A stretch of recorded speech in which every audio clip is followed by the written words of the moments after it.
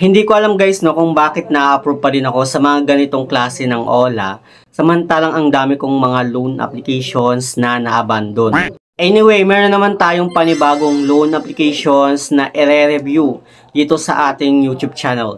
Kaya naman kung interesado ka, please keep on watching. Okay, let's go.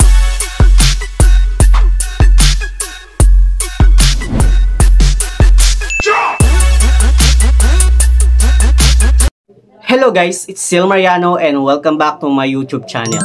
So meron na naman tayong pag-uusapan guys no, na panibagong loan applications na bagong sulpot sa Google Play Store. Hindi ko alam guys no kung bagong applications ba ito or nag-change lang siya ng pangalan.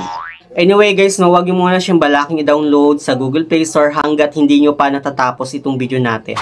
Dahil ako muna yung nag-apply para sa inyo para guys hindi masayang yung information nyo sa mga ganitong klase ng OLA. At para maging aware kayo guys no kung recommended ba or hindi itong loan applications na kinatopic natin or pinag-uusapan natin dito sa ating channel.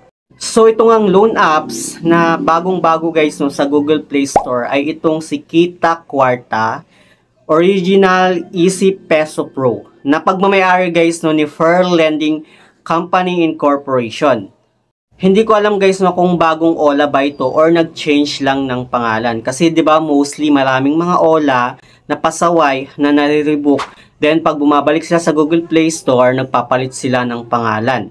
So dito nga guys no, nung inopen ko nga yung kanyang applications, pumunta muna ako guys sa kanyang registration.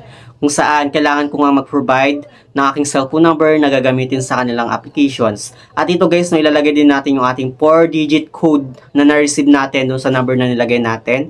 At gagawa tayo guys no, ng ating 6-digit password.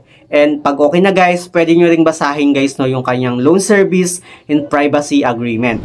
So kapag okay na guys, no, maglalagin na lang tayo gamit yung cellphone number na ginamit natin sa kanya at yung 6-digit code natin.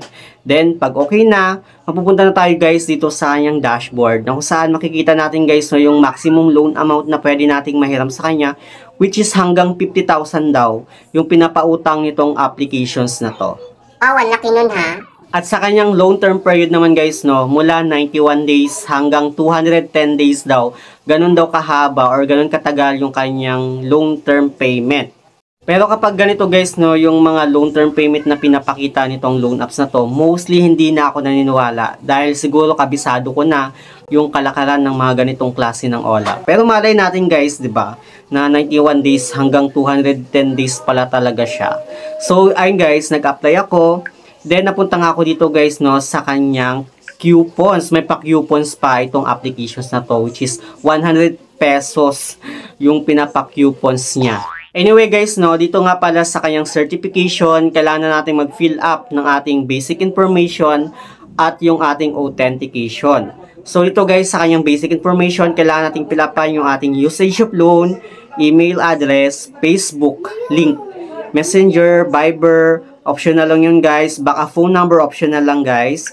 Pipilapan natin dito guys no, yung ating industry category, religion, marital status, number of children, education background. So yun guys yung pipilapan natin. Kasama na guys no yung ating emergency contact. Bali pala guys sa emergency contact niya, 5 po yung hinihingi niyang emergency contacts. Dito na tayo guys no sa kanyang identity authentication kung saan kailangan natin mag-provide ng ating valid ID. Which is yung mga valid ID guys na hinihingi niya, itong UMID natin, SSS, TIN ID, passport, driver's license, voter's ID, JSIS ID, PhilSys ID. So yun yung mga valid ID na hinihingi nitong applications na to. Pero guys no, kailangan din nating picturean yung front ng ating ID at ilalagay natin guys no yung ID number niya, pati guys magsi-selfie verification tayo para ma-verify na tayo talaga yung utang sa kanilang applications. At ito guys, kailangan nating fill upan yung ating first name, middle name, optional lang yun guys, tsaka yung ating last name, gender at yung ating date of birth. And then, nung sinubmit ko na nga guys, no, yung aking applications, meron siyang pa-warm reminder kung saan nakalagay dito guys, sabi niya, your loan applications about to submitted. Keep your phone open. We will contact you. Thank you for your support. So, doon pa lang guys, no, parang malabo na ma-approve ako sa kanya kasi naka-spam calls yung mga tawag ko. Means, wala po akong na-receive na mga tawag ng mga unknown numbers. And dito nga guys, no, nire-review na yung applications ko, which is kailangan ko nga daw maghintay ng 24 hours. Pero wala pang 24 hours guys, no, mostly nasa 10 minutes lang yon.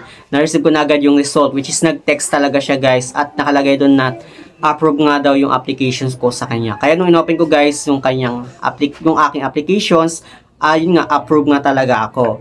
So, clinic ko guys, no, yung apply for withdrawal para ma-check ko guys, no, yung kanyang loan details or kung magkano yung ipapautang sa akin itong applications na to.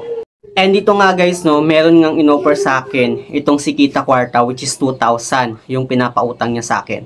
At dito makikita agad natin guys, no, yung amount lang na ma-receive natin dun sa 2,000. Which is 1,110 pesos. Yun lang guys, no, yung ma-receive natin sa kanya dun sa 2,000. Sobrang laki guys. Imagine mo, dun sa 2,000, ganun lang kaliit na amount na pinapautang sa'yo nitong applications na to.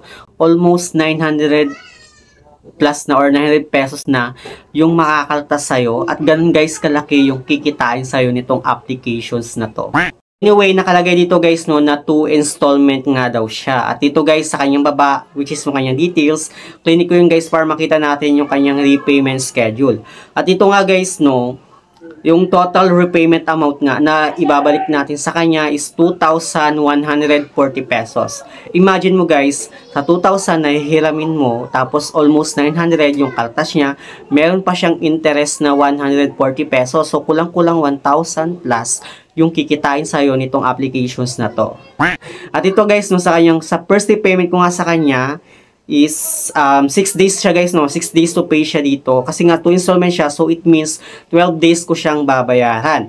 So sa first 6 days na babayaran ko sa kanya, yung repayment amount is 1,090 pesos, principal niya is 1,000, yung interest niya is 90 pesos. Then sa pang another 6 days na pang 12 days na guys, 1,050 yung repayment amount, yung principal naman niya is 1,000, yung interest niya is 50 pesos. Based sa whole review ko about dito sa loan apps na to guys, hindi siya 7 days to pay. Kasi nga naka 2 installment nga siya. So it means 12 days po yung kanyang repayment. At hindi legit yung sinasabi niya sa kanyang dashboard na 91 days hanggang 240 days yung kanyang loan term period. And for me guys, hindi po siya recommended. Huwag nyo nang ituloy na umutang sa ganitong klase ng loan apps kasi may hirapan lang kayo at the end of the day. Better na lang na umutang kayo sa kakilala nyo. Kasi imagine nyo guys, sa 2,000 na hihiramin mo sa ganitong klase ng loan apps, almost 1,000 plus na agad yung kikitain niya sa'yo in just 12 days. Kaya pag-isipan nyo munang mabuti guys, no, bago kayo umutang sa mga ganitong klase ng loan apps.